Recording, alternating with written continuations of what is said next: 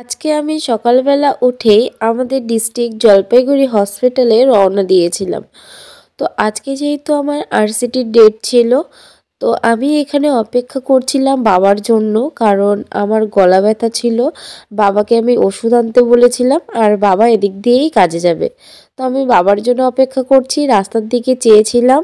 আর এখানে আমার একটা বোনেরও বিয়ে হয়েছে, আমি সেখানে গিয়েছিলাম, বাট আমি ভিডিও করিনি।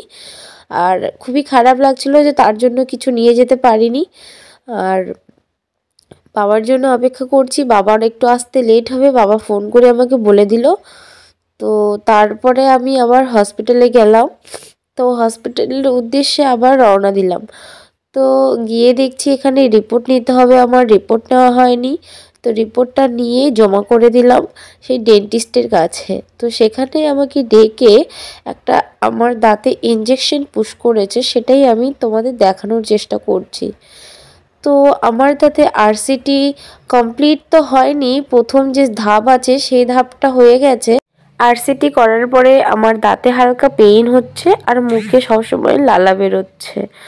তো যাই হোক, ভিডিওটাকে আর বড় করছি না, ভাল লাগছে না। তো আমার ভিডিওটা ভালো লাগলে প্লিজ তোমরা লাইক কমেন্ট শেয়ার করে দিও, সাবস্ক্রাইব করে দিও, চ্যানেলটাকে প্লিজ করে রেখো।